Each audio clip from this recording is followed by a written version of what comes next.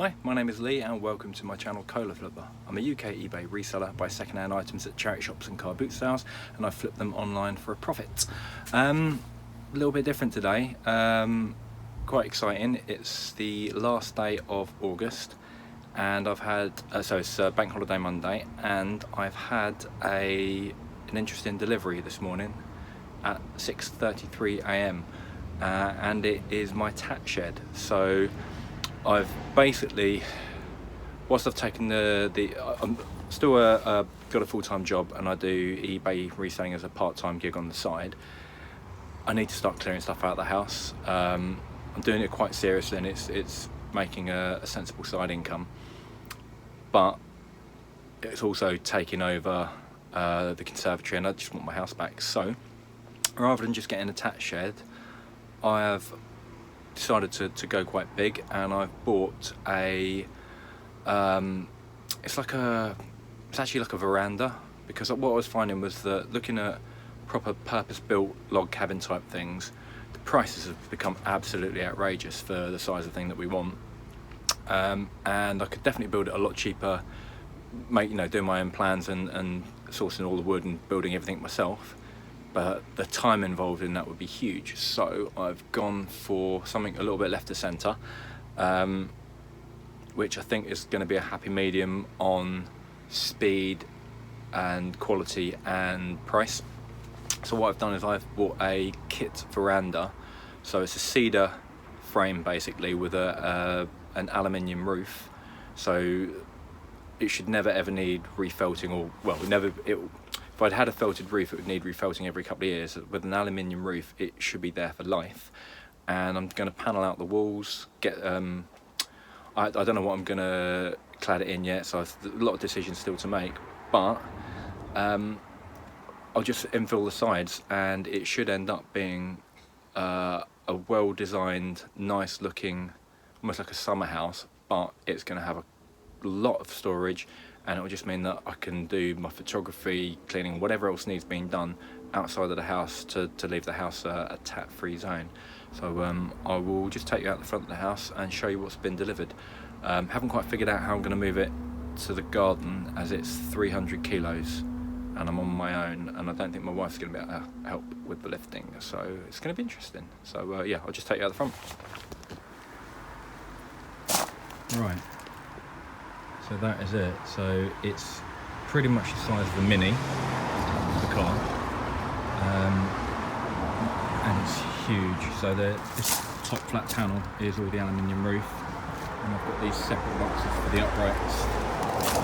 So it's pretty big, 14 by 12. And it will look something like that. So the plan is to put in big window, and then either bifolding doors or French doors there, and have an entire wall of storage, and then have a big open space for actually doing the work, whether it's photography or cleaning or whatever else needs being done. But it's a good sized thing. I got this from Costco, and that was on sale. It was 1,900 quid, and they had it on sale for one weekend at 1,500.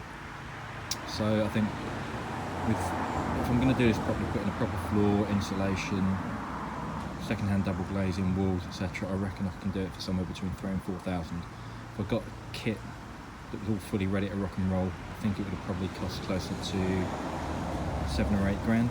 So yeah, we shall see. But yeah, I'll show you some proper plans later, see what's going on in my head. But it should be interesting.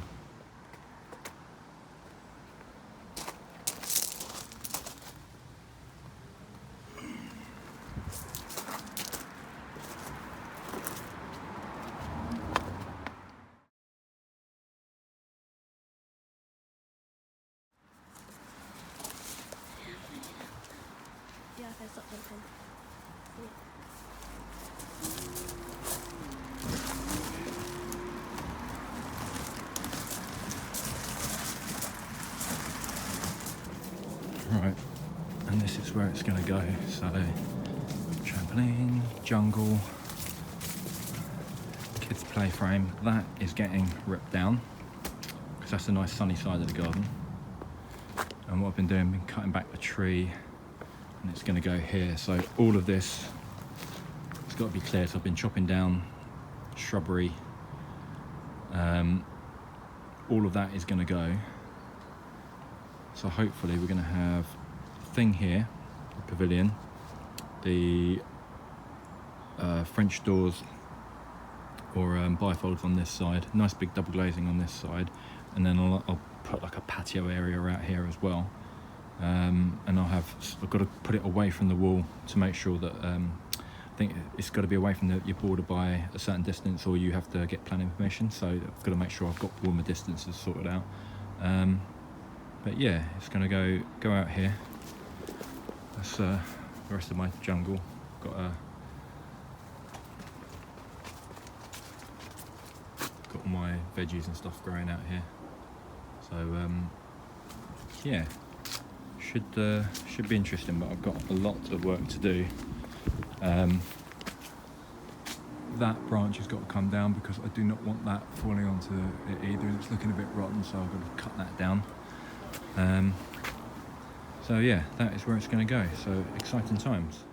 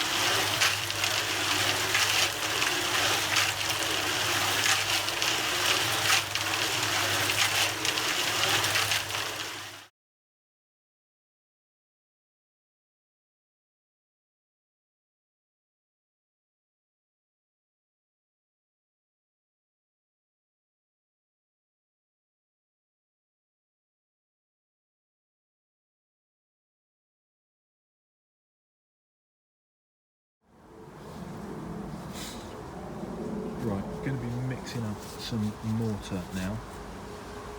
So I've got these concrete footings that I poured. They're about 12-14 inches wide by about 8 inches deep, and I'm going to put these capstones on, paving slab, and then I can mount the uprights on here. So I'm building like a pergola type frame, and I want to make sure that all my footings are solid and that they are level between the four. So it's been dug, but I want to make sure everything's levelled off. So what I do need to do now is get my mortar onto that, lay the slab, and then I can make sure once that's settled I can get all the other ones done and make sure everything's the same height. So I'm going to be mixing cement. So I've got blue circle cement and builder's sand, so I'm going to be mixing that in a 4-to-1 ratio. So that's 4 lots of sand for every 1 lot of cement. So I'm going to be mixing it by hand on a little board. That way I don't want to use a big concrete mixer to do it because I'm only doing a small amount today. I'm literally just doing one little block. So I'll start mixing that 4-to-1 ratio, add water, and I'll show you how we get on.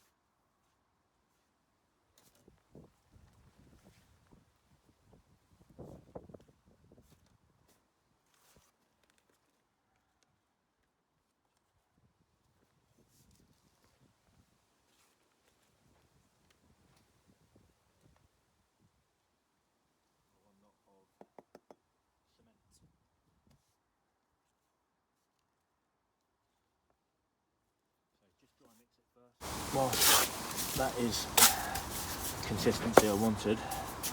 Still need to give it a bit more mixing because the colour's not quite even. Still a few little bits of grey where it's a high concentration of cement. Also, that's about half the amount I needed.